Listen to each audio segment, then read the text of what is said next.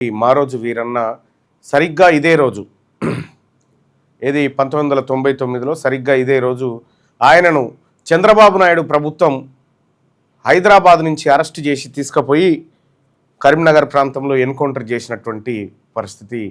కారణం ఏంది అనంటే ఆయన తెలంగాణ ఉద్యమాన్ని ప్రారంభించాడు. ఈ కేసీఆర్ ఈ ఉమ్మాయ జక్కాయ కంటే ముందుగానే ఆయన సామాజిక తెలంగాణ అనేటువంటి ఉద్యమాన్ని ప్రారంభించి చాలా అద్భుతమైనటువంటి సభలు సూర్యాపేటలో భువనగిరిలో పెట్టి ప్రజలందరినీ ఉద్యమాల వైపు తీసుకొచ్చినటువంటి గొప్ప నాయకుడు. అలాగే ఇవాళ మనం చెప్పుకుంటున్న కుల సంఘాలను కూడా అంకురార్పణ చేసింది ఆయనే.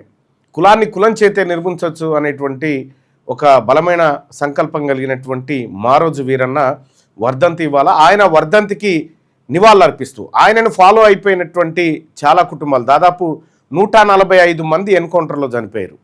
మారోజు వీరన్నను ఫాలో అయినటువంటి వ్యక్తులు 145 మంది ఎన్కౌంటర్లో చనిపోయారు.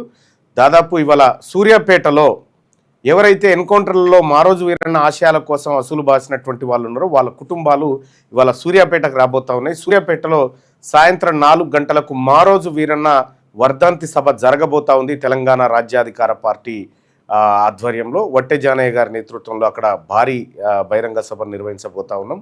ఈ సమావేశానికి నేను కూడా హాజరు కాబోతా ఉన్నా. నాతో పాటు చాలామంది మిత్రులు కూడా హాజరు కాబోతా ఉన్నారు. అసలు మారోజు వీరన్న ఎవరు? మారోజు వీరన్నను తెలంగాణ అన్నందుకు చంపాల్సినటువంటి అవసరం అప్పటి ప్రభుత్వానికి ఎందుకు ఏర్పడ్డది?